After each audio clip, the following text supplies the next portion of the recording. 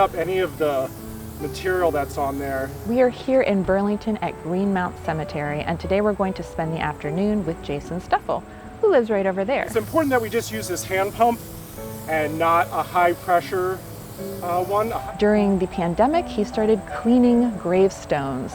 He estimates that he's cleaned over 150, and he's also gotten other community members involved. So I've lived across the street for 16 years, and I can see Ethan Allen from my yard. So, I've always had an interest in the stones and the history that's here. And, just over the years, I've done a lot of volunteer work, cleaning up the trash on the hill. And, I noticed with more people coming with COVID, it was a spot that was safe for people to be outside. It was close by. It was, there's beautiful trees and nature here, a lot of history, but you couldn't even read a lot of the stones. It was just a dirty stone. You couldn't read names, dates, and so it didn't give you much of a story.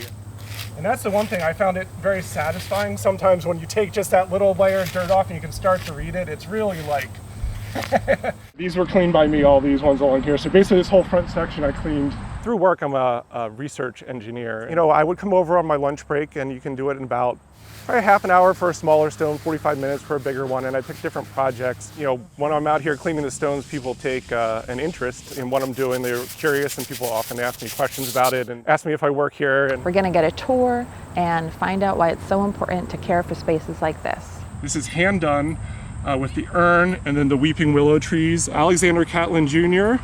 was drowned in Lake Champlain, September 25th, 1800. This was just all black, and I couldn't read any of that.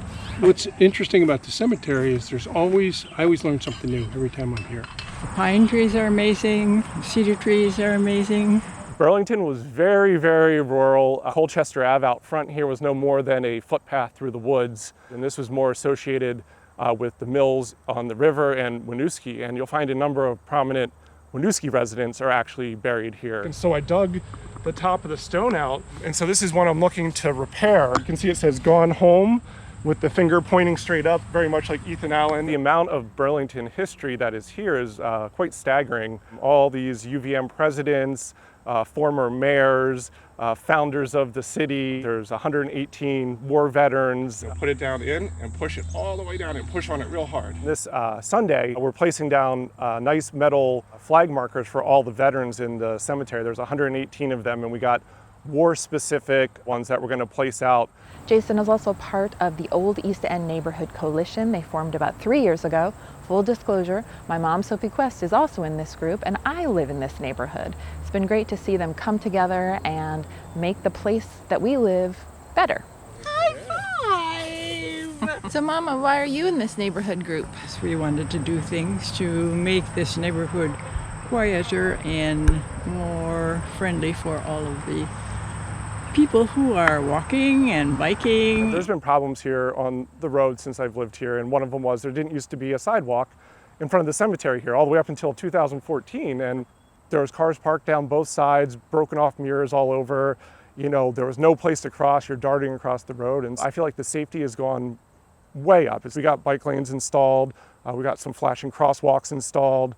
We've been able to get up a really nice mural down at our kind of neglected Triangle Park that had rusting fence that was falling over and stuff. One of the things we did last year was to make benches for Schmanska Park. There's so much going on here that I never knew. I lived in the neighborhood for 30 years. After I retired, I realized I should learn a little bit more about this neighborhood. This is basically the earliest part of Burlington. It really formed before the downtown area with all the mill power.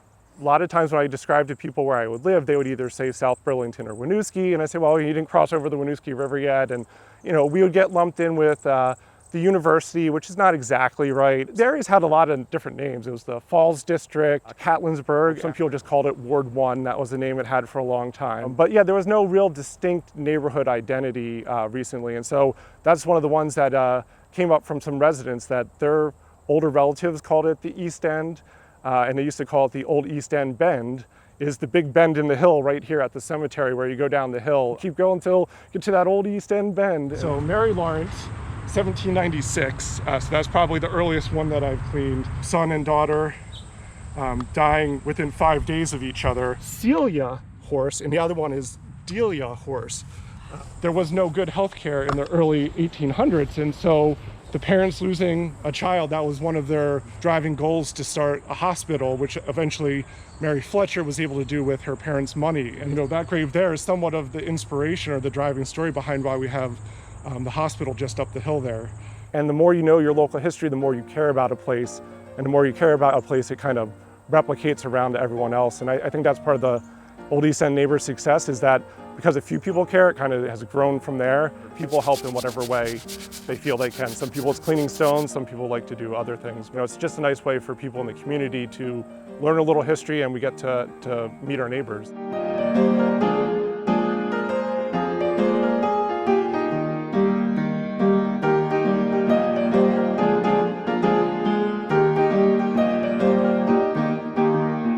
If you're interested in learning more about the history of this place, they're always looking for volunteers here, and we will get stuck in Vermont with you again real soon. Are you going to show even your Ethan Allen pose? How did that go? Very nice. Now you just need a really tall pedestal. Your little uni, is your little uni kind of like that? Oh, that's a little unicorn. Oh, kind of like the horse. They're sort of related. It's very small, and the horses very big.